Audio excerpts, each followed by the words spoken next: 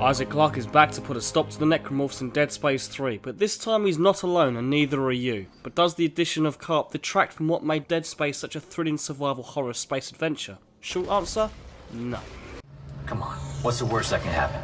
That's not to say that Dead Space 3 is without its problems, because it definitely takes more than a few missteps, one of which being with its story. Dead Space 3 takes place 2 months after the incident on the Sprawl in Dead Space 2, with Isaac Clarke and newcomer John Carver escaping from a new necromorph outbreak on a lunar colony, and travelling to the ice planet Tal Volantis, where Isaac's ex-girlfriend Ellie is last known to be, as well as put an end to the markers and thus the necromorphs once and for all. The overarching narrative is still fairly enjoyable to play along to, but with its predictability, disposable characters, and just the fact that Isaac Clarke isn't really all that interesting, you'll find it hard to care whilst you're cutting down the seemingly endless supply of monsters. And thankfully the necromorphs are still as satisfying as ever to dismember. The combat is where Dead Space 3 truly shines. Amongst all the different ways to murder your enemies, whether it be by stasis, explosives, or even their own limbs, the weapons you build are really the stars of the show. And this is largely due to Dead Space 3's new craft system. You see, along with your typical health and ammo pickups, you find resources like scrap metal that you can use to create and customise your weapon's frame, attachments, and secondary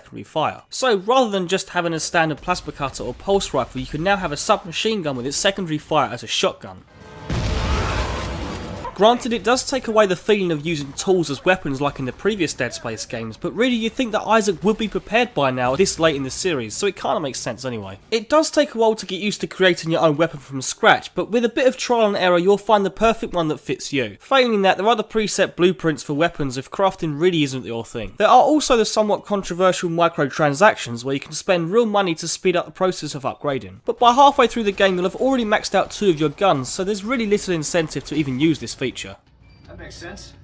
The main campaign of Dead Space 3 isn't too difficult, and it's made even more manageable in co-op with a friend, which at the same time is the way to go to get the most out of the game. Because, like it or not, Dead Space 3 is a better experience this way. Sure, it removes any sense of dread with another player tagging along, but with its brighter setting and more open environments, most of the horror that the series is built on is pretty much gone. There are still some tense moments, the odd predictable jump scare, and some interesting dynamics between Clarke and Carver, where the second player sees visions that player 1 can't see, and whilst the visions are interesting and create a feeling of insecurity between the 2 players, this mechanic is introduced fairly late in the game and is never explored to its full potential. The creepy and unnerving sections definitely take a backseat to the waves of necromorphs and big action set pieces which have become even more prominent than before. And despite whether you like them or not, they're definitely a highlight and a joy to see. Because quite frankly, Dead Space 3 is a gorgeous looking game that's caked in atmosphere. From the abandoned spaceship graveyard to the snowy wasteland of Tal Volantis, and it's heightened all the more with some fantastic sound design.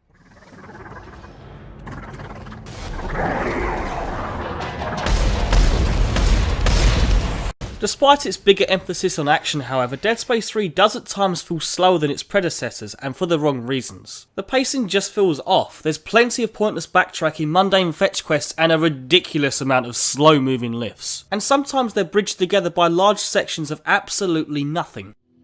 Hey, who wants candy? There's also another series first in the way of firefights with unitologists, but they feel false and don't seamlessly transcend well into the Dead Space's mechanics. Even with the new ability to duck and roll, the encounters with other humans just come off very wooden and clunky. Luckily they're only a small minority compared to the large variety of different types of necromorphs. Oh, shit! Blackbird! They're coming over the outer wall, you hear me? Overall, Dead Space 3 is commendable for trying new things, with its enjoyable co-op and in-depth weapon customization increasing in its replay value. But it's slightly marred with inconsistent pacing, false mechanics, and uninteresting characters. It still feels like Dead Space and is a great game in its own right. It just lacks focus and ends up falling just short of brilliance like the first 2 were.